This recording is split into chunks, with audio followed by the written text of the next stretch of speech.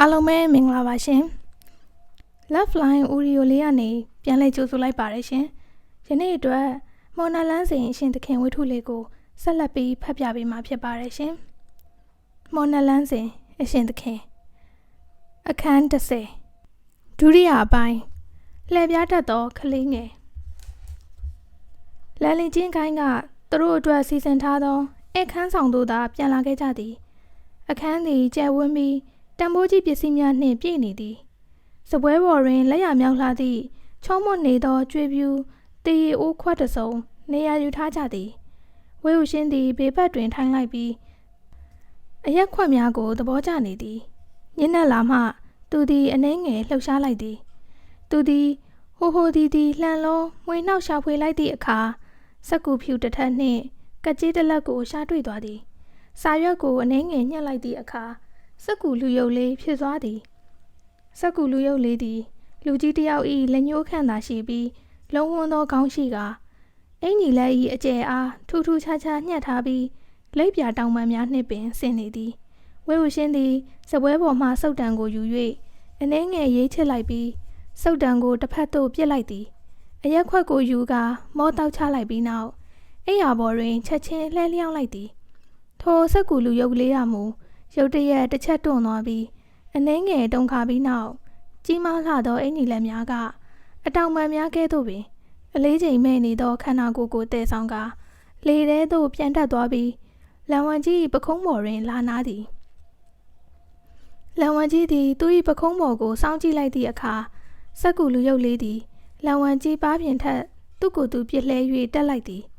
ထို့နောက်အပေါ်သို့တွဲတက်သွားပြီးသူ့နှစ်ဖူးစည်းစီသို့ရောက်သည့်အထိတွဲတက်သွားကာနှစ်ဖူးစည်းကိုအလွန်သဘောကျနေသည့်အလားဆွဲငင်နေသည်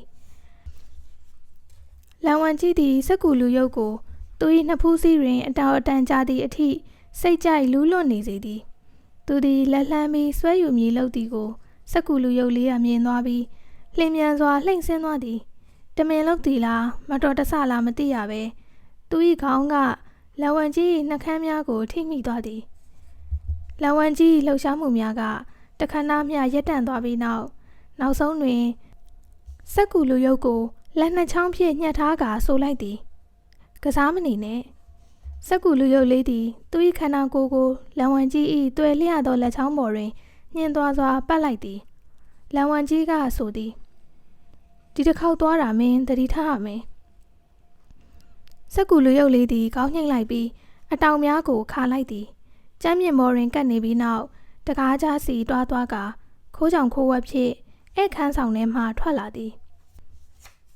ကျင်းလင်မျောစဉ်သည်အဆောင်အကျက်တင်းကျပ်လာသဖြင့်လူကောင်ထွားသောတက်ရှိလူသားများဝင်ထွက်သွားလာရန်မလွယ်ကူလှပေကံကောင်းသည်ကဝေဟုရှင်သည်မော်နတ်ပညာများထဲမှတစ်ခုကိုတေးသေးချာချာလေ့လာခဲ့ပူပြီးစက္ကူယုတ်နံလွှင့်ခြင်းဖြစ်သည်ဤပညာသည်အလွန်အသုံးဝင်သောညာကန့်သက်ချက်အများအပြားရှိသည်တိကျသောအချိန်ကန့်သက်ရှိုံသာမကစက္ကူလူယုတ်ကိုလွှတ်လိုက်ပြီးနောက်မူလနေရာသို့ပြန်လာရမည်ဖြစ်ပြီးတနေရာမှပင်အထီးအရှခံ၍မဖြစ်ပေအကယ်၍လမ်းခုလက်တွင်တစုံတစ်ယောက်ကဆုတ်ဖြဲလိုက်ခြင်းကိုခံရပါကသို့မဟုတ်တစုံတစ်ခုအထီးအခိုက်ရှိပါကဝိညာဉ်သည်လည်းထပ်တူနာကျင်ခံစားရမည်ဖြစ်သည်မပြင်းထန်ပါကတစ်နှစ်ခန့်သတိလစ်မေ့မျောနေနိုင်ပြီးပြင်းထန်ပါကတဘဝလုံးယူသွတ်သွားနိုင်သည်ထို့ကြောင့်အသုံးပြုသူကအလွန်သတိထားရမည်ဖြစ်သည်ဝေဟုရှင်သည်စက္ကူလူယုတ်၏ခန္ဓာကိုယ်အတွင်းတွင်ဝင်သွားပြီဖြစ်ပြီးတခါတရံကြင်ကြံသူများ၏အဝတ်များတွင်တွဲကပ်၍လိုက်ကာတခါတရံတကားများကြားမှကိုအပြားလိုက်ဝင်ရသည်တခါတရံတွင်အင်ကြီးလက်နှစ်ဖက်ကိုဖြန့်ထားကာအသုံးပြုထားပြီးသားစက္ကူတစားအဖြစ်ဟန်ဆောင်ပြီးညင့်ကောင်းငင်ရန်တဲတွင်ပြန်ဝဲကခုန်နေသည့်လိပ်ပြသဖွယ်အပေါ်စီးမှအောက်သို့ငုံကြည့်နေရသည်ရုတ်တရက်လေထဲတွင်ပြန်နေစဉ်သူ့အောက်မှငိုတန်တဲ့ကိုကြားလိုက်ရပြီးငုံကြည့်လိုက်သည့်အခါအောက်ဘက်တွင်ကျင်းခွန်ရောင်၏အခန်းဆောင်ပန်းချံကိုတွေ့လိုက်ရသည်ဝေဟုရှင်သည်ခေါင်းမိုးစွန်းစီပြန်တန်းလိုက်ပြီးအခန်းထဲတွင်လူ၃ယောက်ထိုင်နေသည်ကိုမြင်လိုက်ရသည်ညှက်ဝှိုက်ဆန်းသည်လက်တစ်ဖက်ကလက်ရှိချံကိုဆုပ်ကင်ထားပြီးကျင်းခွန်ရောင်ကိုတစ်ဖက်ဖြင့်ဆုပ်ကင်ထားကအယက်မူးလျက်ငိုယိုနေပြီးမြည်သည့်အကြောင်းကိုငိုယိုပြောဆိုနေသည်မသိရပေအခန်းအနောက်ဘက်တွင် စာကြည်ကန်းဖြစ်သည်အထဲတွင်မြည်သူမှမရှိသဖြင့်ဝဲဟုရှင်သည်အထဲကိုဝင်ကြည့်လိုက်သည်စပွဲတစ်ခုလုံးအနီရောင်မှင်ဖြင့်ရေးချထားသောပုံများခင်းထားပြီးနိုင်ရန်ထက်တွင်ຫນွေဦးຫນွေစောင်းဦးနှင့်စောင်း400သည်ပကြီးများကိုချိတ်ဆွဲထားသည်အစကဝဲဟုရှင်သည်ထိုပကြီးများကိုအသေးစိတ်ကြည့်ရန်စိတ်မကူးမိပေသို့သောသူကြည့်မိသည့်အခါပကြီးဆရာ၏လက်ရာသည်ကောင်းမွန်လွန်းလာသည်ဟုမချီကျူးပဲမနေနိုင်ဖြစ်သွားရသည်အယောင်နှင့်ဆုတ်ချက်ကနူးညံ့သောညာမြင်ကွင်းကအလွန်ကျယ်ပြန့်လှသည်ပကြီးကားတစ်ချက်တွင်ရှုခင်းတစ်ခုသာပါတော့လဲမြေချောင်းများနှင့်တောင်တန်းများစွာပါနေတကဲ့သို့ပင်ဝဲဟုရှင်စိတ်ထဲတွင်ဤကဲ့သို့ဆွဲဟန်သည်လန်ရှိချန်ဤလက်ရာနှင့်ပင်နှိုင်းယှဉ်နိုင်သဖြင့်ပို၍တေးသေးချာချာကြည့်နေမိသည်နောက်မှသာထို400သည်ရှုခင်းပကြီးများကိုရေးဆွဲသူပကြီးဆရာသည်အမှန်ပင်လန်ရှိချန်ဖြစ်ကြောင်းသူသိလိုက်ရသည်ကြံဥယျာဉ်အပြင်ကိုပြန်ထွက်သွားပြီးနောက်ဝဲဟုရှင်သည်အဝေးမှနေ၍အမိုး90နန်းဆောင်ကိုမြင်နေရသည်နန်းဆောင်၏ခေါင်မိုးသည်ရွှေရောင်လင်းလက်တောက်ပနေသည့်ကြွေပြားများခင်းထားသည်နန်းဆောင်အပြင်ဘက်တွင်ရွှေတိုင်လုံး32တိုင်ရှိပြီးမြင်ကွင်းကအလွန်ခမ်းနားထည်ဝါလှသည်ထိုနေရာသည်ကျင်းလင်မျောစင်တစ်ခုလုံး၏အဆောင်အကျက်အများဆုံးနေရာများထဲမှတစ်ခုဖြစ်သည့်ခေတ်အဆက်ဆက်လန်လင်ချင်းဂိုင်းကြုံများ၏အိတ်ဆောင်ဖန်ဖေးနန်းဆောင်လည်းဖြစ်သည်ရွှေကျဲနှင်းလိုင်းဝတ်စုံများကိုဝတ်ဆင်ထားကြသောဂိုင်းသားများမှလွဲ၍ဖန်ဖေးနန်းဆောင်ကမြေပြင်နှင့်ကောင်းငင်ကြားတွင်ရှုပ်ထွေးသောမော့အစီရည်များပြည့်နှက်နေသည်ဟုဝဲဟုရှင်ခန်းစားမိနေသည်ဝဲဟုရှင်သည်ရွှေကျဲနှင်းလိုင်းတိုင်ချေသို့ပြန်ဆင်းသွားပြီးအားအင်အတော်အသင့်သုံးထားခဲ့သည့်ကြောင့်ခဏနားနေပြီးအတောင်ပံကိုခတ်လိုက်ရက်လိုက်ဖြင့်တကားကြားထဲမှအထဲသို့ဝင်သွားသည်ကြံ့ဥယျာဉ်နှင့်ရှင်လျင်ဖန်ဖေးနန်းဆောင်ကမှကျင်းလင်မျောစင်ကဲ့သို့အစာအုပ်ဖြစ်သည်ကနုတ်ပန်းအခက်ပုံစံအသေးစိတ်ထွင်းထူထားသောတိုင်လုံးများဖြင့်ခမ်းနားထည်ဝါလှသည့်အစာအုပ်ဖြစ်သည်နန်းဆောင်ထဲတွင်အထက်ထက်ခြီတယ်လိုက်ကာများကကြမ်းမြင့်သို့အထိထိနေသည်အမွှေးအိုးတင်သည့်ခုံထက်ရှိတတဝါကြီးပုံစံအမွှေးအိုးမှတင်းပြန့်လှသောမွှေးရနံ့သည်တိမ်တိုက်သဖွယ်လွင့်ပြန်နေသည်ခမ်းနားထည်ဝါမှုကြားမှပြင်းရီညီးငွေ့ပွဲချိုမြိန်ပွဲခန်းစားမှုတရက်ရနေသည်ကျင်းခွန်ရောင်သည်လန်ရှိချံညဲဝိုက်ဆန်းတို့နှင့်အတူကြံ့ဥယျာဉ်တွင်ရှိနေသောကြောင့်ဖန်ဖေးနန်းဆောင်တွင်လူမရှိပေအစဉ်သင်းလှစွာပင်ဝဲဟုရှင်သည်ထိုနန်းဆောင်ထဲတွင်အသေးစိတ်ကြည့်ရှုလေ့လာနိုင်သည်စက္ကူလူရုပ်သည်ဖန်ဖေးနန်းဆောင်အတွင်ပြန်တန်းကာတန်တရားဖြစ်ဖွယ်နေရာကိုလိုက်ရှာနေသည်ရုတ်တရက်စပွဲပေါ်တွင်မဟူရာကြောင့်သည်စာရွက်ဖီတုံးကိုမြင်လိုက်ပြီးစာရွက်ဖီတုံးအောက်တွင်စာတစ်စောင်ရှိနေသည်ထိုစာသည်စာအိတ်ကဖွင့်ထားပြီးသားဖြစ်ကာစာအိတ်ပေါ်တွင်အမည်တစ်ခုမှရေးမထားသကဲ့သို့တစိမ့်လဲခတ်နှိပ်မထားပေသို့သောစာအိတ်အထူကိုကြည့်ခြင်းအဖြစ်စာအိတ်အလွတ်တစ်လုံးမဟုတ်သည်မှသိတာနေသည်ဝဲဟုရှင်သည်အင်ကြီးလက်များကိုခတ်ကာစပွဲထက်တွင်နားလိုက်ပြီးစာအိတ်ထဲတွင်မြည်သည့်အရာကိုထည့်ထားသည်နည်းဟုစူဆန်ကြည့်ကျင်နေသည်သို့သောသူ၏လက်များဖြင့်စာအိတ်ဘေးကိုဖိကာအပြင်ဘက်သို့အတန်ကြာသည့်ထိဆွဲထုတ်နေသည့်တိုင်စာအိတ်သည်တုတ်တုတ်မြမလှုပ်ပေသူ၏လက်ရှိခန္ဓာကိုယ်သည်ပေါ့ပါသောစက္ကူတရွက်ဖြစ်သောကြောင့်လေးလံသောမဟူရာကြောင့်သည်စက္ကူဖီတုံးကိုမရွှေ့နိုင်ပဲဖြစ်နေသည်စက္ကူလူသားရှန့်သည်မဟူရာကြောင့်သည်စက္ကူဖီတုံးအနီးတွင်4-5ခေါက်ပတ်ကာလမ်းလျှောက်ပြီးနောက်တွန်းကြည့်ကန်ကြည့်သည်ခုံဆွဆွလှုပ်ကြည့်သည်သို့သောတုတ်တုတ်မြမလှုပ်ပေဘာမှမတက်နိုင်သည့်ကြောင့်ခဏတာလက်လျှော့ကာအခြားတန်တရားဖြစ်ဖွယ်နေရာများရှိမရှိကိုတွားရောက်စစ်ဆေးရန်ပြင်လိုက်သည်ထိုအချိန်မှာပင်နန်းဆောင်၏ဘေးတကားကိုတစုံတစ်ယောက်ကတွန်းဖွင့်လိုက်သောကြောင့်အနှင်းငယ်ပွင့်ဟသွားသည်ဝဲဟုရှင်သည်ထိတ်လန့်တကြားဖြစ်သွားကာစပွဲပေါ်မှခုန်ချပြီးစပွဲထောင်တွင်မလှုပ်ရှားပဲကပ်နေသည်အထဲဝင်လာသူကခြင်စုဖြစ်ပြီးနန်းဆောင်အတွင်းတွင်လူမရှိခြင်းမဟုတ်ဘဲခြင်စုသည်အတန်မထွက်ပဲငြိမ်သက်နေခြင်းသာဖြစ်သည်ကျင်းလင်မျောစိန်၏သခင်မက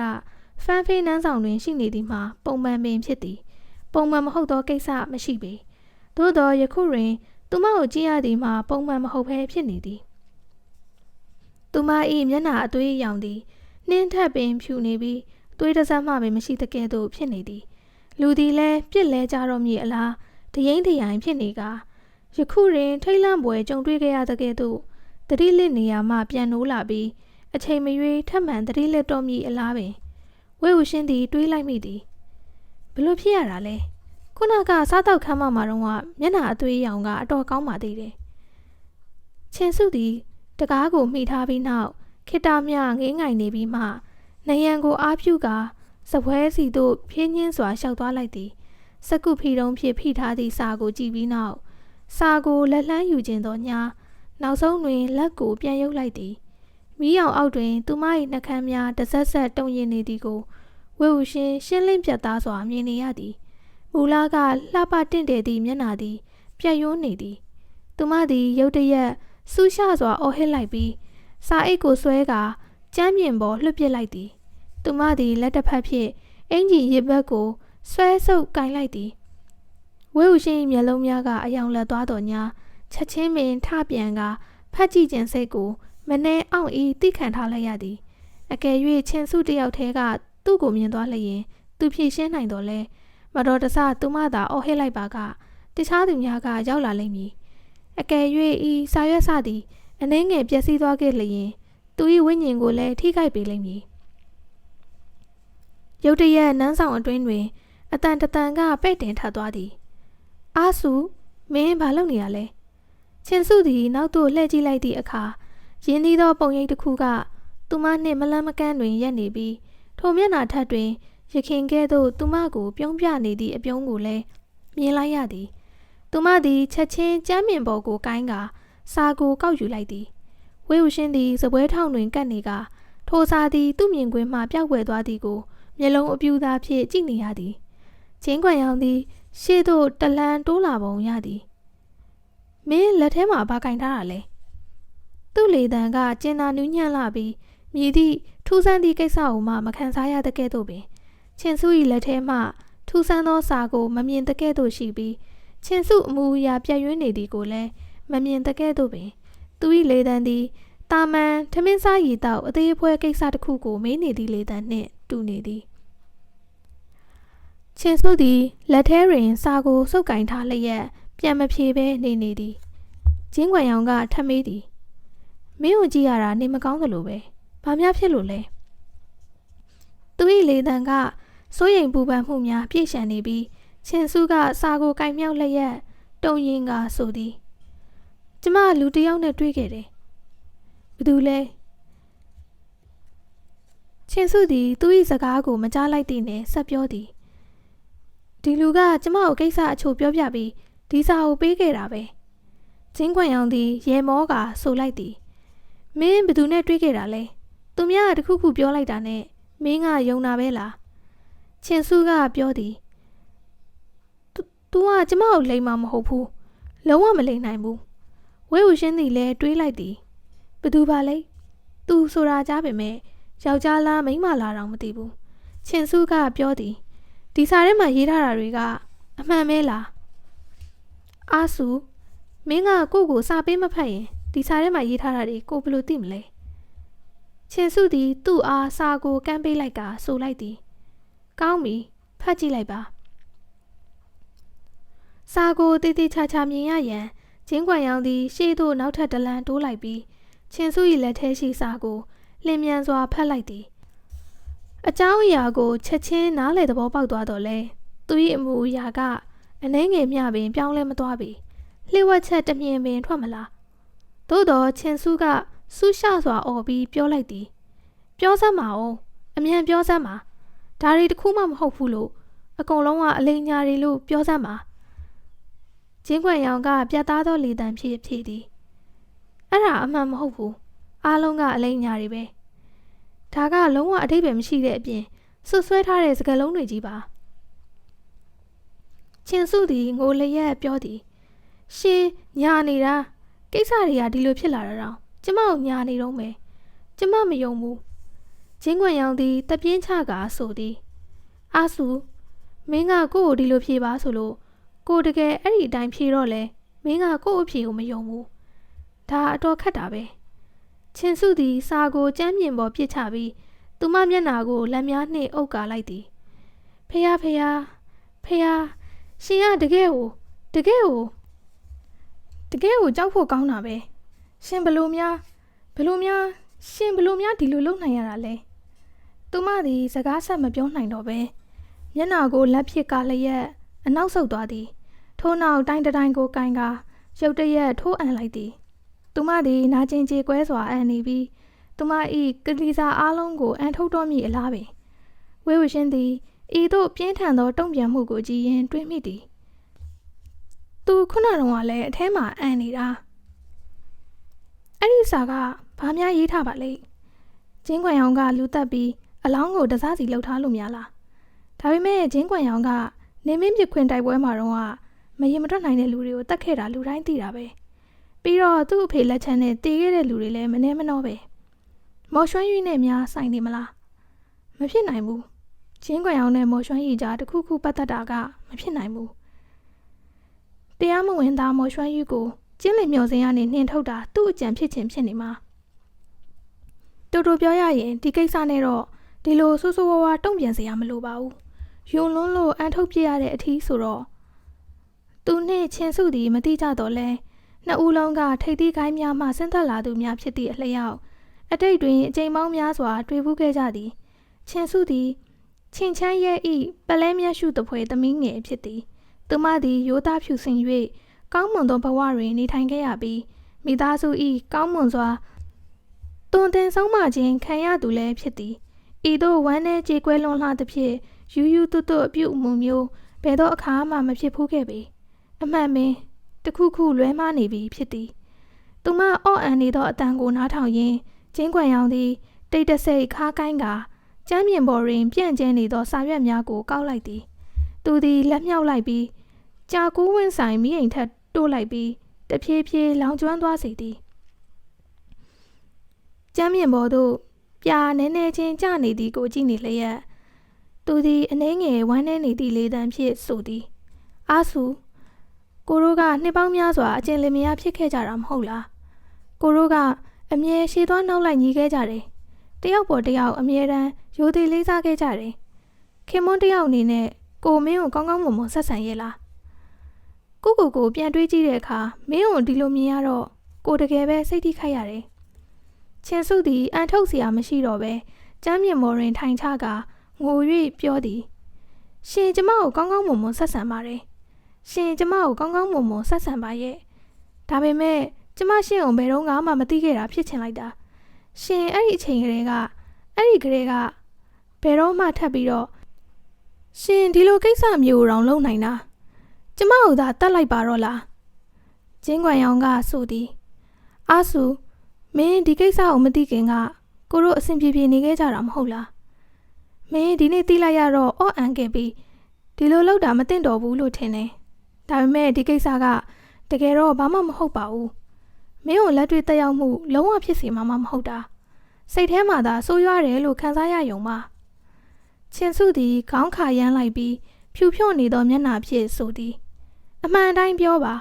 အားဆုံးဘလို့တည်ခဲ့တာလဲအားဆုံးကဘသူပါလဲဝေဝရှင်စဉ်းစားနေမိသည်ကျင်းခွန်ရောင်သည်ထိတ်လန့်သွားသည်အားဆုံးမင်းဘာလို့ကို့ကိုဒီလိုမေးရတာလဲအရင်ကတည်းကမင်းသိနေပြီးသားမဟုတ်လားအားဆုံးကအသက်ခံခဲ့ရတာသူ့ကိုတတ်ခဲ့တဲ့သူတွေကိုလည်းကိုရှင်းလိုက်ပြီးတော့သူ့အတွက်လက်စားချေပြီးပြီလေ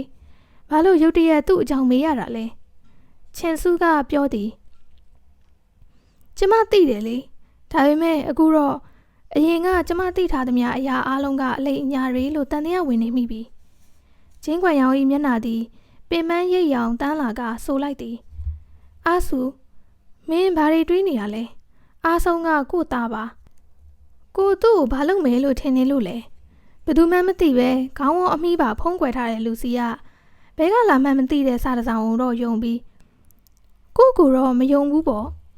ချင်းစုသည်လဲကျသွားပြီးသူမ၏သပင်ကိုဆွဲကစူးရှစွာအော်ဟစ်လိုက်သည်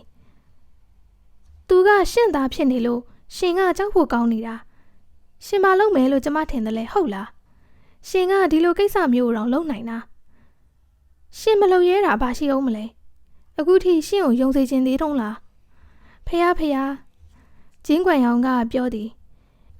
မင်းပောက်ကရတွေတွေးမနေနဲ့ကို့ကိုပြောပြပါမင်းဒီနေ့ဘယ်သူနဲ့တွေ့ခဲ့တာလဲမင်းကိုစာပေးတာဘယ်သူလဲချင်းစုသည်သူမစပင်ကိုဆွဲလျက်မေးသည်ရှင် ရှင်ဘာလို့မလို့လဲကျင်းကွမ်ရောင်ကဖြေသည်အကယ်၍ဒီလူကမင်းတို့တောင်ဒီလိုပြောနိုင်တယ်ဆိုရင်တခြားသူတွေကိုလည်းဒီလိုပြောနိုင်တယ်။ तू ကစာတစ်စောင်ရေးနိုင်တယ်ဆိုရင်စာ2ဆောင်စာ3ဆောင်အဆောင်ရေးအများကြီးရေးနိုင်တယ်။မင်းဘာလို့ဖို့တွေးနေရလဲ။ဒီလိုကိစ္စမျိုးကိုအပြင်ပေါက်ကြားစေချင်တာလား။အာဆူကိုတောင်းပန်ပါတယ်။ကျေးဇူးပြုပြီးကိုရိုကြားမှာဘလို့တန်ရောစင်ကိုဖြစ်ထောက်ပြီးတော့စာရဲကလူတွေအခုဘယ်မှာလဲဆိုတာပြောပြပါ။မင်းကိုဘသူကပြန်လာပြီးစာအုပ်ဖတ်ခိုင်းခဲ့တာလဲ။ဘသူလဲ။ဘသူများပါလဲ။ဝေဝရှင်သည်လည်းချင်းစုပြောသည့်သူကိုသိကျင်မိသည်။မော်ဒမတိုင်းလောကဂိုင်းချုပ်၏ဇနီးတဲ့ကိုချင်းကပ်ပြီးအယုံသွင်းနိုင်သည်လူကျင်းကွမ်ရောင်၏လူသိမခံဝင့်သောလှည့်ဝက်ချက်ကိုဖော်သည့်လူစာထဲတွင်ရေးသားထားသည်မှာလူသက်မီးရှို့မှုကဲ့သို့ရိုးရှင်းသောရုံမုံပွယ်ကိစ္စမျိုးလုံးဝမဟုတ်နိုင်ပေချင်းစုကိုစာဖတ်ပြီးနောက်ယွန်ရှာစေ၍သို့မဟုတ်ကြောက်ရွံ့စေ၍အန်ထုတ်စေနိုင်လောက်သည့်အပြင်သူတို့နှစ်ဦးတည်းရှိနေသည့်တိုင်ထုတ်မပြောနိုင်သည့်ကိစ္စဖြစ်သည်မေကွန်းမေးနေချိန်တွင်တောင်မှပြတ်တောင်းပြောကာပွင့်လင်းစွာမဆိုရဲကြပေသို့သောချင်းစုသည်သာသူမကိုစာပေးသည့်သူမြည်သူမြည်ဝါဖြစ်ကြောင်းအမှန်အတိုင်းပြောပြလိုက်လျင်သူမသည်ညံလဲလွန်းလှသူဖြစ်ပေလိမ့်မည်သူမပြောလိုက်ပါကကျင်းကွမ်ရောင်ကထိုသူနှင့်ရင်ဆိုင်သည့်တစ်ချိန်တည်းမှာပင်နီးမျိုးစုံသုံးကချင်းစုကိုလည်းနှုတ်ပိတ်မည်ဖြစ်သည်ကံကောင်းစွာဖြင့်ချင်းစုသည်ငယ်စဉ်ကတည်းကရိုးသားကညံထက်မြတ်သူမဟုတ်သည့်အပြင်အနှဲငယ်ပင်နှုံအပ်တော်လဲယခုမူကျင်းကွမ်ရောင်ကိုလုံးဝမယုံတော့ပေသူမသည်စပွဲဘေးတွင်အိန္ဒြေတိတ်ခါအပြည့်ဖြင့်ထိုင်နေသော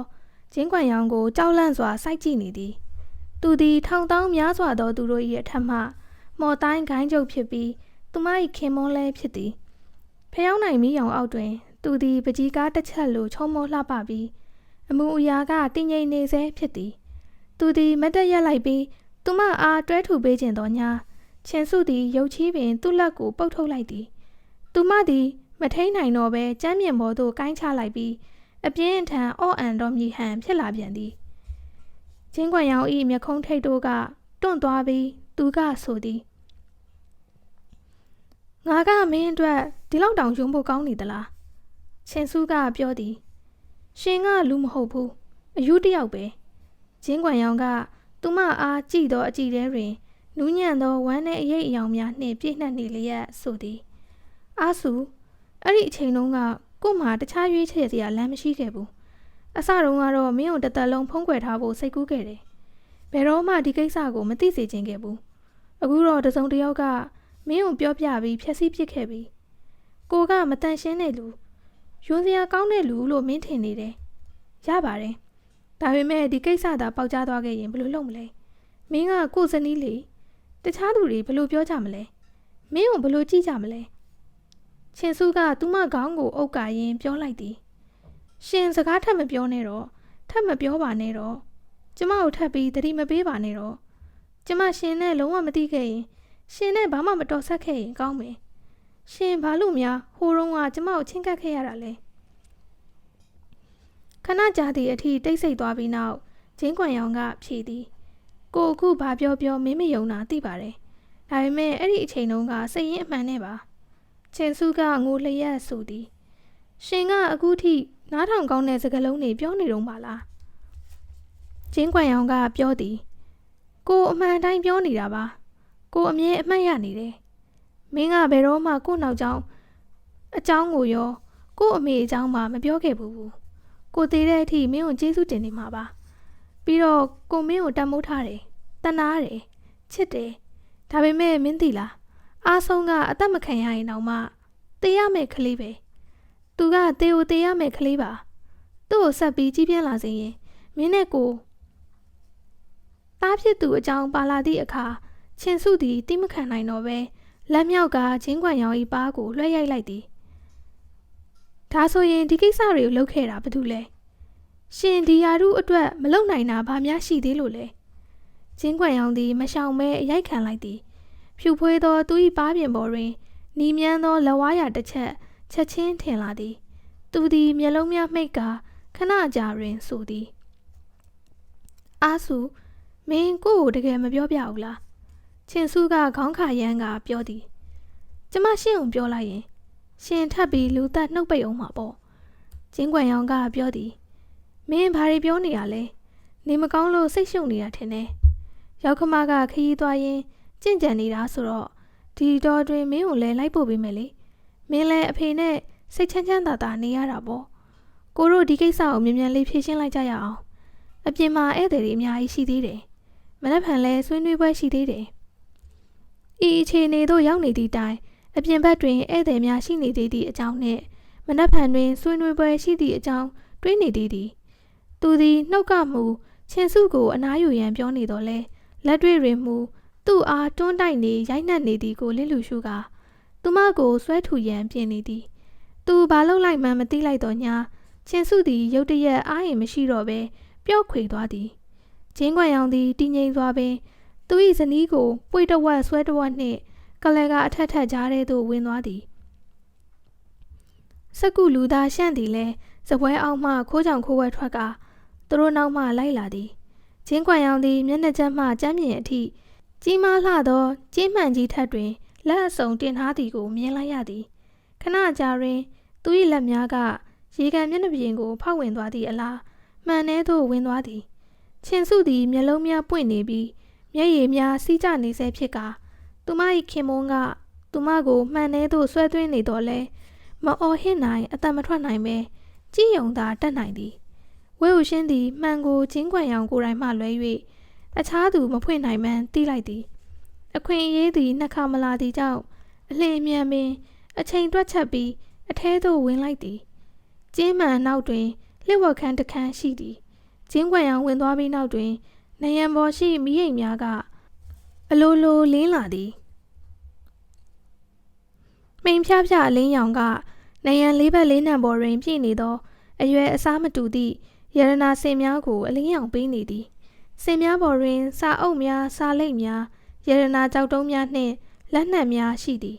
ထို့အပြင်အနက်ရောင်တန်လက်စွပ်များတန်ချုံများငွေချိန်များ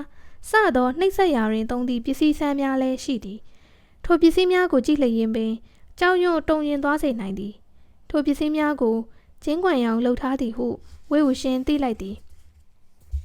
ချီရှမ်းဝမ်းကိုင်းခေါင်းဆောင်ဝမ်းရိုဟန်သည်စိတ်အပြောင်းလဲမြန်ပြီးကြမ်းတမ်းခတ်ထန်သည်သွေးမြင်လျင်သဘောကျပြီးတခါတရံအပြစ်သားများကိုနှိပ်စက်ကာအပျော်ရှာသည်ကျင်းကွယ်ရောင်သည်ဝမ်းရိုဟန်၏စိတ်ဝင်စားမှုကိုမှတ်ထားနိုင်ခဲ့ပြီးရက်ဆက်လှသောညစိတ်လှုပ်ရှားပွဲနှိပ်စက်သည့်ပစ္စည်းအစုံအလင်ကိုပြုလုပ်ပေးခဲ့သည်ထို့ကြောင့်ဝမ်းရိုဟန်သည်သူ့အားသဘောတွေ့ခဲ့ပြီးသူသည်တဖြည်းဖြည်းတွေ့တက်လာရင်းလူယုံဖြစ်လာခဲ့သည်ဂိုင်းတိုင်းတွင်ရတနာခန်းအချို့ရှိတတ်ကြပြီးဖန်ဖီးနန်းဆောင်တွင်ထိုသို့သောလျှက်ဝက်အခန်းတစ်ခန်းရှိသည်မှာမထူးဆန်းလာပေ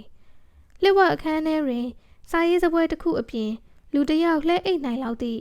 မဲနက်အေးစိတ်နေသောတန်စပွဲတစ်လုံးလည်းရှိသည်စပွဲမျက်နှာပြင်ပေါ်၌မဲနက်ကခြောက်တွေ့နေသောအရာအချို့လည်းရှိပြီးဝေဟုရှင်းသည်တွေးလိုက်မိသည်ဒီစပွဲကလူတက်ပြီးအပိုင်းပိုင်းဖြတ်ဖို့အသင့်တော်ဆုံးစပွဲဖြစ်နေတာပဲကျင်းကွယ်ရောင်သည်ချင်းစုကိုစပွဲပေါ်တွင်ညင်သာစွာလှည့်ပေးလိုက်သည်ချင်းစု၏မျက်နှာသည်သွေးဆုပ်ဖြူလျော်နေကာကျင်းကွယ်ရောင်သည်အနှဲငယ်ရှုပ်ထွေးနေသည့်သူမ၏စပင်များကိုတပ်ပေးပြီးနောက်သူကပြောသည်မကြောက်ပါနဲ့မင်းအခုဒီလိုပုံစံမျိုးနဲ့ရှောင်မသွားသင့်ဘူးဒီရက်အတော်အတွင်းလူများနေအောင်မှာဆိုတော့မင်းခဏလောက်အနားယူလိုက်ပါလားဒီလူကဘယ်သူလဲဆိုတာပြပြပေးတာနဲ့ပြန်လာလို့ရပါပြီကို့ကိုပြချင်ရင်ခေါင်းညှိတ်ပါမင်းအကျော်တွေအကုန်လုံးမပိတ်ထားလို့ခေါင်းညှိတ်လို့တော့ရပါသေးတယ်ချင်းစု၏မျက်လုံးများသည်သူမအပေါ်ကျင်နာယူရမြဲဖြစ်သောခင်မွန်းစီသို့ရောက်သွားသောညသူမ၏အကြည့်ထဲတွင်ကြောင်ရွံ့မှုနာကျင်မှုနှင့်မျောလင့်ချက်ကုံဆုံးမှုများပြည့်နှက်နေသည်ထို့အချိန်မှာပင်ဝေဟုရှင်းသည်လိုက်ကာဖြင့်ကွယ်ထားသောစင်တစင်ကိုရုပ်ချီးသတိထားလိုက်မိသည်ထိုလိုက်ကာပေါ်တွင်ကြောက်မက်ဖွယ်သွေးချင်းချင်းနီးနေသောကျိန်စာများရေးထားပြီးအလွန်အစွမ်းရှိသည့်တားမြစ်အင်းဖြစ်သည်စက္ကူလူသားလေးကဖြည်းဖြည်းချင်းနယံပေါ်သို့တွေ့တက်လိုက်သည်တလက်မချင်းတလက်မချင်းဖြင်းညင်းစွာရွေရှားနေသည်ကျင်းကွယ်ရောင်သည်ချင်းစုကိုချိုးသားစွာချုံ့မော့နေစေဖြစ်ပြီးရုတ်တရက်သူသည်တစုံတရာကိုခံစားမိသွားသည့်အလားနောက်ကိုသတိဖြင့်လှည့်ကြည့်သည်အခန်းထဲတွင်သူနှင့်ချင်းစုမှတပါတတိယလူမရှိပေကျင်းကွယ်ရောင်သည်မတ်တက်ထကာ အခန်းတွင်းကိုတေးသေးချာချာဆိတ်ဆိတ်ဆက်ဆက်ရှာဖွေပြီးထူးဆန်းသည့်အရာမရှိသည်ကိုတွေးမှသာပြန်လျှောက်လာသည်သူမသိသည်ကဝေဦးရှင်းသည်ခုရင်ကသူနောက်လှည့်လိုက်သည့်အချိန်တွင်စာအုပ်တွဲရှေ့ရောက်အောင်တွေ့တက်သွားပြီးဖြစ်သည်ကျင်းခွင်ရောင်၏လဲပင်အနှဲငယ်လှုပ်ရှားခြင်းကိုတွေးလိုက်သည်နှင့်ပါးလွှာသောစကုကိုဖြင့်စာအုပ်တအုပ်ထဲကိုဝင်လိုက်ခြင်းဖြစ်သည်စာမှတ်ကပ်တစ်ခုလိုပင်ဝေဦးရှင်းသည်စာအုပ်ကြားတွင်ညှက်မိနေသည်သူ၏မျက်လုံးများသည်စာရွက်နှစ်ရွက်အကြားကပ်လျက်သားရှိနေသည်ကံကောင်းစွာဖြင့်ကျင်းခွင်ရောင်သည်တခြားသူများထက်တရင်ကြီးတော်ညာစာအုပ်ကိုလှန်လောရှာကတစုံတစ်ယောက်ပုံးနေသလားဟုရှာဖွေသည့်အဆင့်ထိရောက်အောင်တတိမကောင်းလှပေရုတ်တရက်ဝေဦးရှင်းသည်သူမြင်နေသောစလုံးများကအနှဲငယ်ရင်းနှီးနေသည်ဟုခံစားမိသည်ခဏအကြာတွင်သူကစိတ်ထဲတွင်ကျိန်ဆဲလိုက်သည်အဘယ်ကြောင့်မရင်းနှီးပဲနေမည်နည်းထိုစလုံးများကသူ၏လက်ရည်များပင်ဖြစ်သည်သူ၏လက်ရည်ကိုကျန်းဖုံးမြန်ကတတိကြီးစွာမရေးတော့လဲတာမန်မဟုတ်သောအငွေ့အသက်ရှိသည်ဟုသုံးသပ်ဖူးပြီးဤကသူ၏လက်ရည်မှန်လုံးဝသေးကြသည်ဝေဦးရှင်းသည်တေးသေးချာချာထပ်ကြည့်လိုက်ပြီးစာများကိုဖတ်ကြည့်လိုက်သည့်အခါအကြမ်းမြင်မြင်ရသည်ကလူယူခြင်းနှင့်မတူလက်စားချေအတင်းအကျပ်စာချုပ်ချုပ်ခိုင်းတို့ဖြစ်သည်ထို့အပြင်တခြားဆုပ်ပြဲနေသည့်နေရာများနှင့်ဖတ်မရသောနေရာများလည်းရှိပြီးနောက်ဆုံးတွင်သူဝင်တိုးခဲ့သည့်ဤစာအုပ်မှာသူ၏လက်ရေးစာအုပ်ပင်ဖြစ်နေခဲ့သည်စာအုပ်ထဲမှဤအကြောင်းအရာကဟိုစဉ်ကသူနေရာအနှံ့ရှာဖွေစုဆောင်းခဲ့ဘူးသည်နှင့်သူကိုယ်တိုင်ကောက်နှုတ်ပြီးနောက်ရေးသားထားသည့်ခန္ဓာကိုယ်စည်းချင်းအကြောင်းစာတမ်းပင်ဖြစ်သည်ထိုအချိန်ကဤသို့သောစာအုပ်အများအပြားကိုသူရေးခဲ့ဘူးသည်စာအုပ်တိုင်းသည်ရေးချင်တိုင်းရေးကပြစ်ချင်တိုင်းပြစ်ထားခြင်းသာဖြစ်သည်အထူးသဖြင့်ရီးလင်းတင်းချိုင်းတောင်ကုန်းမှသူအိတ်သောဂူထဲတွင်ပြစ်ထားလေရှိသည်ထိုစာအုပ်အချို့သည်သူစုပေါင်းတိုက်ခိုက်ခံရချိန်တွင်မိထဲပါသွားခဲ့ပြီးသူ၏ဓားကဲ့သို့ပစ္စည်းများကိုမူလူများကစစ်အောင်နိုင်ခြင်းအထိမ်းအမှတ်အဖြစ်သိမ်းဝှက်ထားခြင်းခံလိုက်ရသည်သူသည်ယခင်ကမော်ရွှမ်း၍အားတားမြစ်မော်ပညာကိုမြည်သည့်နေရာမှလေ့လာခဲ့မှန်းနားမလည်နိုင်ခဲ့ပဲယခုအဖြေသိလိုက်ရသည်ဤကတားမြစ်မော်ပညာစာတမ်းမှပျက်စီးနေသည့်စာအုပ်ဖြစ်သည်ကျင်းခွင်ရောင်သည်မဆိုင်သူများအားဤစာအုပ်ကိုအလွယ်တကူမြင်စေလိမ့်မည်မဟုတ်ဆိုသည်ကိုသူလုံးဝယုံကြည်သည်ကြည့်ရသည်မှာမူလကမော်ရွှမ်း၏နှင့်ကျင်းခွင်ရောင်သည်ဤသို့သောပတ်သက်မှုမျိုးမဟုတ်ပုံပင်သူတွေးနေစဉ်ကျင်းခွင်ရောင်၏အတန်ကိုကြားလိုက်ရသည်အချိန်ပြည့်သွားပြီအားစုကိုဧည့်သည်တွေကိုဧည့်ခံရအောင်မယ်နောက်မှလာတွေးပါမယ်ဝေဦးရှင်းသည်သူရေးသားထားသောစာအုပ်ထဲမှတဖြည်းဖြည်းထွက်နေပြီဖြစ်သောညာဤအတန်ကိုကြားသည့်အခါချက်ချင်းပြန်ဝင်လိုက်သည်ဤတစ်ချိန်တွင်သူမြင်လိုက်ရသည်ကစာများမဟုတ်ဘဲ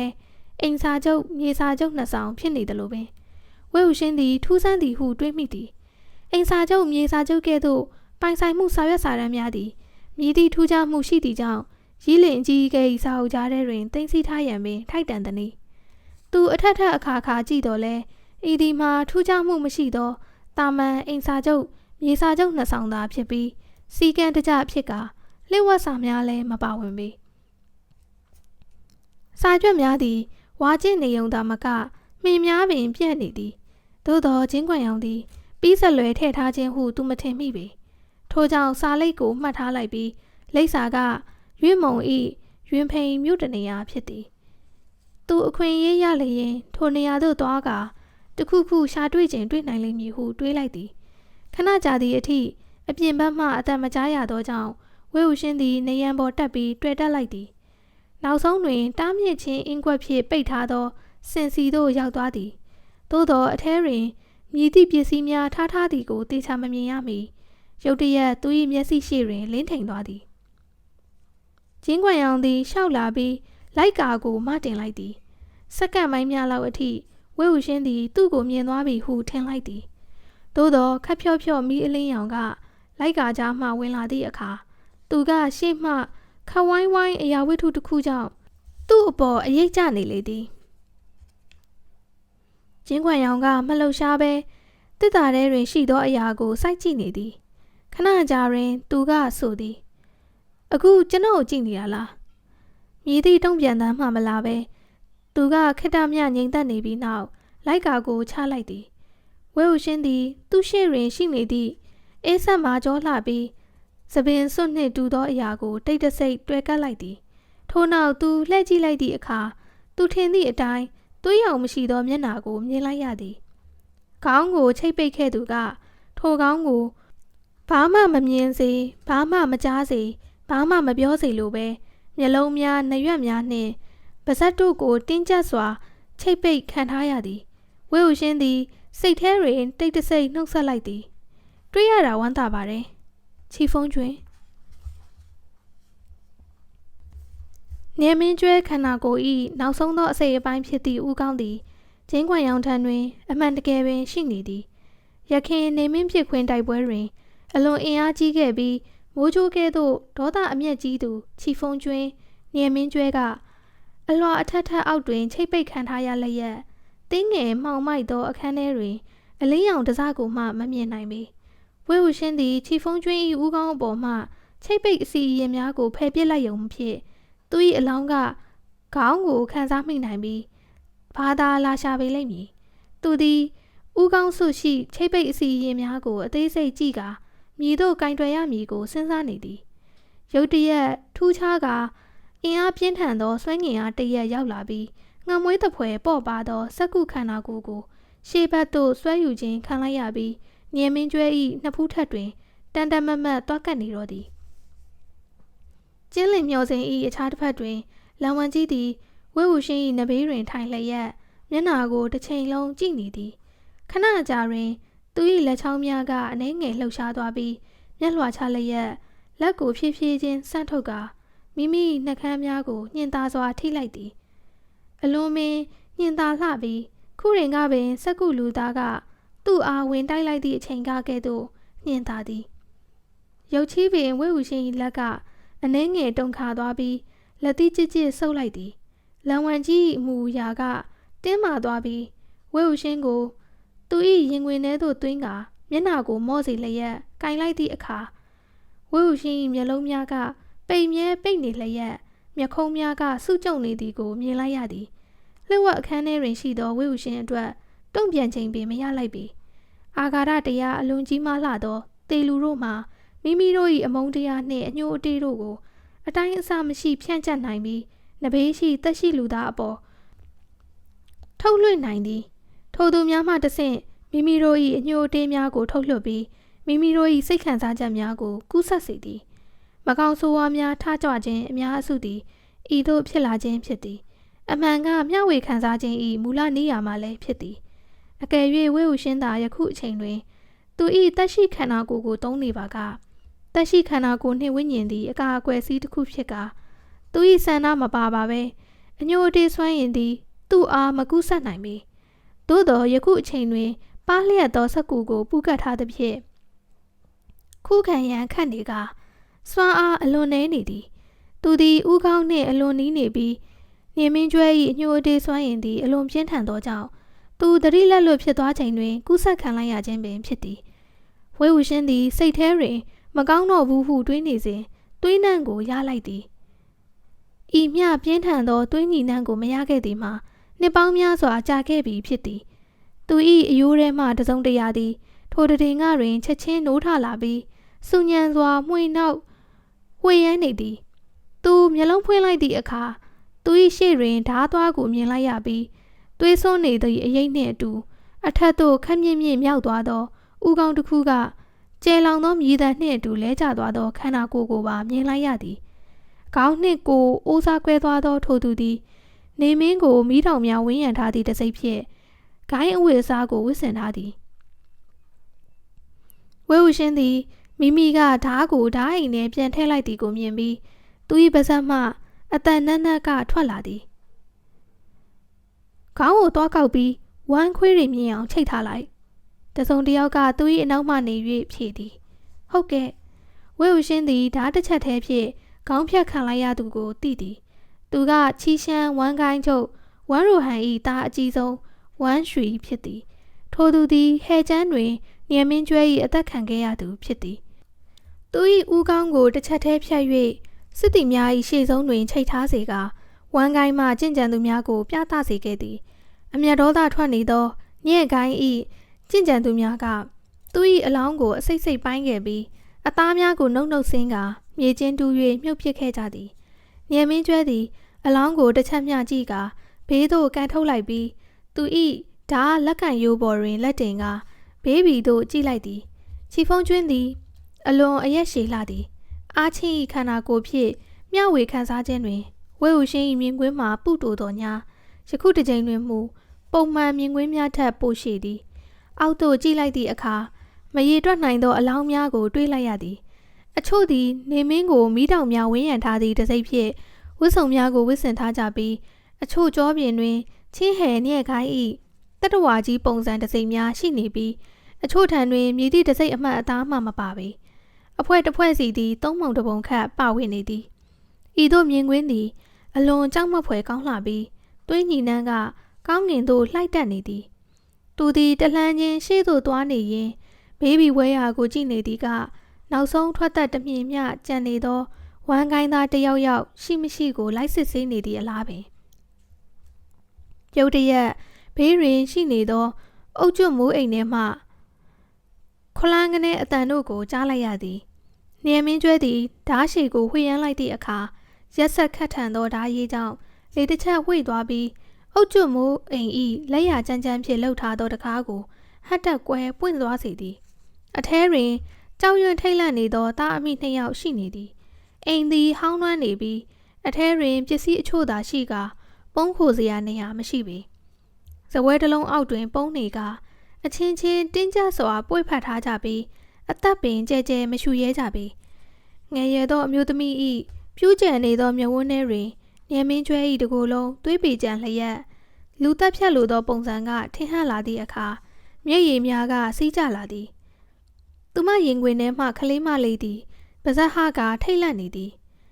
ဉာဏ်မင်းကျွဲသည်တာမန်သားအမိနှစ်ယောက်ဖြစ်ကြောင်းမြင်လိုက်ရသည့်အခါဤနေရာတွင်စစ်ပွဲဖြစ်ပွားချိန်ထွက်ပြေးရန်မမီလိုက်သည့်တာမန်လူများဖြစ်နိုင်သည်ဟုတွေးကာကျုံနေသောမျက်ခုံးများကအနှဲငယ်ပြေလျှော့သွားသည်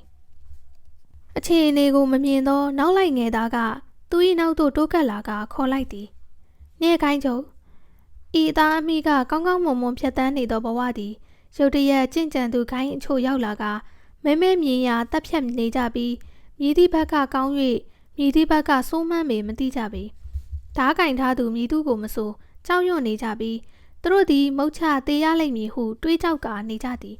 နေမင်းကျွဲသည်သူတို့ကိုကြည့်လိုက်ပြီးနောက်တပ်ဖြတ်လိုသည့်စိတ်ကိုလျှော့ချလိုက်ကပြောသည်ဘာမှမဖြစ်ပါဘူးသူသည်ဓားကင်ထားသောလက်ကိုအောက်ချကတည်ငြိမ်သောခြေလမ်းဖြင့်အခန်းတစ်ဖက်သို့ရှောက်သွားသည်အမျိုးသမီးငယ်သည်သမီးငယ်ကိုဖက်ကချက်ချင်းမြေပြင်ပေါ်သို့အားပြော့ကလဲကျသွားသည်ခဏကြာတွင်သူမသည်အောင့်ဤမနေနိုင်တော့ဘဲရှိုက်ငုံမိလေသည်ခြေလှမ်းအနှဲငယ်လှမ်းပြီးနောက်ဉာဏ်မင်းကျွဲသည်ရုတ်တရက်ရက်ကအနောက်တွင်ရှိနေသောငယ်သားကိုမေးသည်နောက်ဆုံးတိုက်ပွဲတုန်းကစစ်တလင်းရှင်းလေးလို့တော့နောက်ဆုံးကြံနေတဲ့စောင့်ကြပ်ရေးတာဝန်ခံဂိုင်းသားကဘာတူလဲထိုငယ်သားသည်အနှဲငယ်ချီတုံချတုံဖြစ်သွားပြီးပြောလိုက်သည်နောက်ဆုံးကြံနေခဲ့တဲ့စောင့်ကြပ်ရေးတာဝန်ခံဂိုင်းသားသူ့ကိုမမှတ်မိပါဘူးဉာဏ်မင်းကျွဲသည်မျက်မှောင်ကျုံကဆိုသည်မင်းမှတ်မိတဲ့အခါငါ့ကိုပြောပါသူသည်ရှေ့သို့ဆက်လျှောက်သွားသည်လက်အောက်ငယ်သားကတခြားသူများကိုအလင်းမြန်လိုက်မေးပြီးမကြာမီတွင်သူ၏နောက်သို့အမိလိုက်၍ပြောသည်နေခိုင်းချုပ်ကျွန်တော်မေးပြီးပါပြီ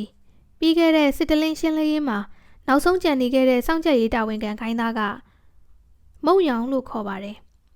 ထိုနာမည်ကိုကြားသည့်အခါဉာဏ်မင်းကျွဲသည်မျက်ခုံးများပင့်လိုက်ပြီးအနှဲငယ်အံ့ဩသွားပုံရသည်ဝေဟုချင်းသည်အကြောင်းရင်းကိုနားလည်သည်ချင်းခွန်ရောင်ကိုသူ၏ဖခင်ကအတိအမှတ်ပြုကာခိုင်းတွင်လက်မခံခင်သူ၏မိခင်မျိုးရိုးအမည်ကိုယူကာမုံရောင်ဟုအမည်တွင်ခဲ့သည်ဤကလျှို့ဝှက်ချက်မဟုတ်သည့်အပြင်လူသိများသည့်အမည်တစ်ခုဖြစ်သည်နောက်တစ်ချိန်ကျင်းလင်မျောစဉ်ထိတ်တွင်ရက်ကအာနာကြီးမှာအကြံစီများသည့်လျှံဖုံးကျွင်းချင်းခွန်ရောင်၏ပထမဆုံးအကြိမ်ကျင်းလင်မျောစဉ်ထက်တက်ခဲ့သည့်မြင်ကွင်းသည်မြည်တို့ဖြစ်သည်ကိုလူအ ਨੇ စုကသာမြင်ဘူးကြတော့လဲကောလာဟာလာသည်အလွန်တိတိကျကျပြန့်နေပြီဖြစ်သည်ချင်းခွန်ရောင်၏မိခင်သည်ရွေ့မုံရှိဆောင်းကြမြိုင်တစ်ခုမှမိမပြိုတယောက်ဖြစ်သည်ထိုစဉ်ကသူမသည်လိမ္မာပါနှက်ပြီးချုံမောလှပသည့် ထိတ်တန်းအပျော်မဲ့အဖြစ်သတင်းပြန့်ခဲ့သူဖြစ်သည်သူမသည်ဗျက်ဆောင်တိခတ်ရာတွင်တော်ပြီးလက်ရည်လက်သားအလွန်လှပသည်ဟုဆိုကြသည်သူမသည်စာပေပညာတက်မြောက်ပြီးချမ်းသာသောမိသားစုမှမိန်းကလေးမဟုတ်တော့ညာထိုမိန်းကလေးများထက်တာလွန်သည်ဟုဂုံသတင်းသင်ပြန့်ခဲ့သည်သို့သောမြည်မျှတာလွန်ပါစေနောက်ဆုံးတွင်လူအများ၏ပါးစပ်ဖျား၌အပျော်မယ်ကအပျော်မယ်သာဖြစ်ခဲ့သည်ကျင်းကွန်ရှန့်သည်ရွေးမုံကိုတွားရောက်လဲပတ်ခဲ့ပြီးထိုစဉ်ကနမဲကျော်အပျော်မယ်ကိုလက်လွတ်မခံခဲ့ပြီသူနှင့်မုံအမျိုးသမီးသည်ရက်အတော်အကြာခြေကျွမ်းဝင်ခဲ့ကြပြီးအပြေအဝစိတ်ကျဉ်နှံ့သွားပြီးနောက်အမတ်တရပစ္စည်းတစ်ခုခြံခဲ့ကလေနှင့်အတူပျောက်ကွယ်သွားလေသည်ပြန်ရောက်သည့်အခါတွင်လည်းရခင်အကြိမ်ပေါင်းများစွာကဲ့သို့တခါသာချစ်ကြိုက်ဖူးသည့်အမျိုးသမီးကိုမေ့လျော့သွားခဲ့သည်နှိုင်းရှင်၍ဆိုရလျင်မော့ရွှမ်း၍နှင့်သူ၏မိခင်သည်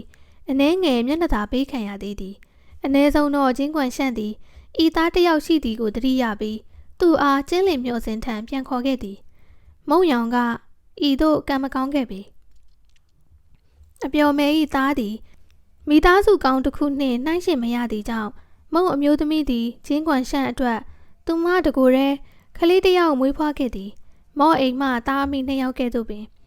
အဆောင်ကြီးဆောင်က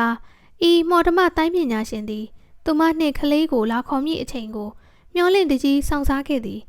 ထို့အပြင်မုံရောင်ကိုသူမကဂယုတစိုက်သွန်သင်ပေးခဲ့ပြီးအနာဂတ်တွင်မော်ဓမတိုင်းလောကထဲသို့ဝင်ရန်အတွက်ပြင်ဆင်ပေးခဲ့သည်သို့သောသားဖြစ်သူဆယ်ကျော်သက်ဖြစ်လာခြင်းအထိသူ၏ဖခင်သတင်းကိုမကြားရဘဲမုံအမျိုးသမီးသည်အလွန်အမင်းနာမကျန်းဖြစ်လာခဲ့သည်သူမမတိမ်ပါခင်ဟိုစဉ်ကကျင်းကွန်ရှန့်ပေးခဲ့သည့်အမတ်တရလက်ဆောင်ကိုသားဖြစ်သူအားပေးခဲ့ကကျင်းလင်မျှော်စင်သို့လမ်းကြောင်းရှာသွားရန်မှားချခဲ့သည်နောက်ဆုံးတွင်မုံရောင်သည်အထုပ်အပိုးပြင်ပြီးရွေးမုံမှထွက်ခွာလာခဲ့သည်ခက်ခဲကြမ်းတမ်းသောခရီးအပြီးတွင်လန်လင်သို့ရောက်လာခဲ့သည်ကျင်းလင်မျှော်စင်သို့ရောက်သောအခါမုံရောင်သည်အထဲသို့ဝင်ခွင့်မရပေထို့ကြောင့်သူသည်ဖခင်ပေးခဲ့သည့်အမတ်တရလက်ဆောင်ကိုထုတ်ပြကာဂိုင်းချုပ်ကိုသတင်းပို့ပေးရန်တောင်းဆိုခဲ့သည်ကျင်းကွန်ရှန့်ပေးခဲ့သည့်အမတ်တရလက်ဆောင်မှာပလဲကျဲသည့်တစ်လုံးသာဖြစ်သည်ဤသည်ကလန်လင်ချင်းဂိုင်းတွင်ထူးခြားသည့်ပစ္စည်းမဟုတ်ဘဲဤသို့သောပစ္စည်းမျိုးကိုနေရာတိုင်းတွင်တွေ့နိုင်သည်ထိုပစ္စည်းကိုအများဆုံးအသုံးချသည့်နေရာမှာကျင်းကွန်ရှန့်ခရီးသွားရင်းအချီးရေးကိစ္စအသည့်အဆန်းတွေ့ကြုံရသည့်အခါမိမလလေးများကိုလက်ဆောင်ပေးရန်ဖြစ်သည်သူသည်လှပသောပစ္စည်းလေးကိုတန်မိုးကြီးရတနာသဖွယ်ဟန်ဆောင်ကချစ်ချင်းမပြတ်ပါဟူသည့်ဂရီကူဝင်းနှင့်အတူပေးလေရှိသည်ကြုံသလိုပေးတတ်ပြီးပေးပြီးသည်နှင့်မေ့သွားတတ်လေသည်မုံရောင်သည်မသင့်တော်သည့်အချိန်တွင်စိုက်စိုက်မြိုက်မြိုက်ရောက်လာခဲ့ခြင်းပင်ဖြစ်သည်ထိုနေ့ကကျင်းချစ်ရွှန်၏မွေးနေ့ဖြစ်နေခဲ့သည်ကျင်းကွန်ရှန့်နှင့်ကျင်းသခင်မတို့သည်ဆွေမျိုးများခြံရံလျက်သူတို့၏ချစ်လှစွာသောသားဖြစ်သူ၏မွေးနေ့ဂုဏ်ပြုပွဲကိုဆင်နွှဲနေခဲ့သည်6 နာရီကြာပြီးနောက်တွင်မှောင်စပြိုးလာပြီးဖြစ်သောကြောင့်အားလုံးသည်မိဘုံများထွန်းညှိကစုမုံကောင်းတောင်းပေးရန်အတွက်အပြင်သို့ထွက်ရန်ပြင်နေကြသည်ထိုအချိန်မှပင်အစေခံသည်သူတို့အားသတင်းပို့ရန်အခွင့်အရေးရလိုက်သည်ကျင်းသခင်မသည်ထိုပလဲကျဲသည်ကိုမြင်သည့်အခါကျင်းကွန်ရှန့်၏မကောင်းသောအတိတ်အကြောင်းကိုသတိရမိပြီးချက်ချင်းမျက်နှာပြတ်သွားခဲ့သည်ကျင်းကွန်ရှန့်သည်ပလဲကျဲသည်ကိုအလင်းအမြန်အမှုန့်ချေကအစေခံကိုအော်ဟစ်လိုက်ပြီးမီးပုံးထွက်ထွန်းသည့်အခါပတ်ပင်းမတိုးမိစေရန်အပြင်ဘက်ရှိလူကိုမောင်းထုတ်ရန်စေခိုင်းလိုက်သည်နောက်ဆုံးတွင်မုံရောင်သည်ကျင်းလင်မျှော်စင်မှကန်ထုတ်ခံလိုက်ရပြီးအပေါ်ဆုံးလှေကားထစ်မှအောက်ဆုံးအထိလိမ့်ကျသွားခဲ့သည်သူသည်ပြန်ထလာသည့်အခါမိသည့်စကားမှမဆိုဘဲနှစ်ဖူးမှသွေးကိုတုပ်ကာအဝတ်အစားများထက်မှဖုံမှုန့်များကိုခါချပြီးသူ၏ပစ္စည်းများကိုတည်လျက်ထွက်ခွာသွားလေသည်နေမင်းပြခွင်းတိုက်ပွဲစတင်ပြီးသည့်နောက်တွင်မုံရောင်သည်ချင်းဟဲညဲ့ကိုင်းထဲသို့ဝင်လိုက်သည်ညမင်းကျွဲလက်အောက်ရှိချင်းဟဲညဲ့ကိုင်းသားများနှင့်နေမင်းပြခွင်းတိုက်ပွဲတွင်ပါဝင်ပေးသောကျင့်ကြံသူများသည်နေရာများခွဲကတက်ဆွဲထားကြသည်ထိုနေရာများထဲမှတနေရာသည်ဟဲ့ကျမ်းမှအမည်မသိတောင်ကျောတကြောပေါ်တွင်ဖြစ်သည်ညမင်းကျွဲသည်တောင်ပေါ်တက်လာပြီးစခန်းသို့မရောက်မီတွင်အင်ကြီးလက်ပွသောဝတ်စုံကိုဝတ်ဆင်ထားလျက်လက်ထဲတွင်ဝါးကြီးတော်တစ်ခုနှင့်အစိမ်းရရောင်တတော်အုပ်ထဲမှထွက်လာသည့်ကောင်လေးကိုတွေးလိုက်ရသည်ထိုလူငယ်လေးသည်ရေသည်ပြီးပြန်လာကာစဖြစ်ဟန်တူပြီးလမ်းလျှောက်လာသည့်ပုံစံအရအနှဲငယ်ပင်ပန်းနေပုံရသည်သူသည်ဂူထဲသို့ဝင်မိဆဲဆဲတွင်ရုတ်တရက်ရက်လိုက်သည် ဂူဝတွင်ရက်လျက်အတန်များကိုအာယုံဆိုင်နားထောင်ကဝင်သင့်မဝင်သင့်တွေ့ဝေနေပုံရသည်နောက်ဆုံးတွင်လက်ထဲရှိဝါးကြည်တော်ကိုကင်လျက်တိတ်တဆိတ်ပင်အခြားတစ်ဖက်သို့ရှောက်သွားသည်လမ်းနှင်းငယ်လျှောက်ပြီးသည့်အခါလမ်းဘေးတွင်နေရာတနေရာရှာပြီးထိုင်ချလိုက်သည်သူသည်ရင်မက်ထဲမှအဖြူရောင်ရိတ်ခါကြောက်ကိုထုတ်ကာရေစိမ်းကိုတောက်လိုက်ပြီးဖြည်းဖြည်းချင်းစားနေသည်ညမင်းကျွဲသည်လူငယ်လေးစီလျှောက်သွားလိုက်သည်လူငယ်လေးသည်ခေါင်းငုံကစားနေရင်းမှရုတ်တရက်မြင့်မာသောအရေးတစ်ခုကသူ့အားအုံမိုးလိုက်သဖြင့်ခေါင်းမော့ကြည့်လိုက်မိသည်သူသည်အလင်းမြန်ပင်ရိတ်ခါကြောက်ကိုတိမ်းကာမတ်တက်ရက်လိုက်သည်နဲကိုင်းချုပ်ထိုလူငယ်လေး၏ခန္ဓာကိုယ်ကတိမ်းငယ်ပြီးဖြူဖွေးသောအသားရည်နှင့်မျက်ခုံးများကမဲနက်နေကကျင်းခွန်ရောင်၏အများသဘောကျသောအသွင်ပြင်နှင့်တထက်ထဲဖြစ်နေသည်ဤအချိန်တွင်သူသည်ကျင်းလင်မျော်စင်သို့တက်ကာဂိုင်းကအသည့်အမှတ်ပြုခြင်းမခံရသေးသောကြောင့်နှစ်ဖူးပေါ်တွင်အနီရောင်အမှတ်ဆက်ကလေးမရှိသေးပေညမင်းကျွဲသည်သူ၏မျက်နှာကိုတိတာစွာအမှတ်ရနေသည့်ကြောင့်မေးလိုက်သည်မုံရောင်ကရိုသေးစွာဖြေသည်ဟုတ်ကဲ့ညမင်းကျွဲကမေးသည်ဘာဖြစ်လို့တခြားသူတွေလိုဂူထဲဝင်ပြီးအနားမယူရတာလဲမုံရောင်သည်ပါးစပ်ဟားလိုက်တော့လဲဘာပြောရမှန်းမသိသည့်အလားနေရခတ်စွာပြုံးလိုက်သည်ဤဒီကိုမြင်ပြီးညမင်းကျွဲသည်သူ့အားကြော်ကာဂူဘက်သို့လမ်းလျှောက်သွားသည်မုံရောင်သည်ညမင်းကျွဲကိုဆွဲထားခြင်းပုံရတော်ညာမလုပ်ရဲပြီညမင်းကျွဲကသူဂူပေါက်ဝရောက်နေကြောင်းမြည်သူမှသတိမထားမိစေလို၍အသက်ရှူတံကိုထိမ့်လိုက်သည်အထဲမှလူများသည်ကျဲလောင်စွာအောင်ပေါင်အာရင်တန်တန်ဖြင့်စကားပြောနေကြဆဲဖြစ်သည်ဟုတ်တယ်သူပဲမဖြစ်နိုင်တာသူကဂျင်းကွန်ရှန်ရဲ့သားလားဂျင်းကွန်ရှန်ရဲ့သားကငါတို့လူမျိုးပဲရောနှောနေနိုင်တယ်ပေါ့သူ့အဖေကိုဘာလို့သွားမရှာတာလဲဂျင်းကွန်ရှန်လမ်းတစ်ချောင်းညွှန်ပြရုံနဲ့တင်သူဒီလိုပင်ပန်းဆင်းရဲတော့မှာမဟုတ်ဘူး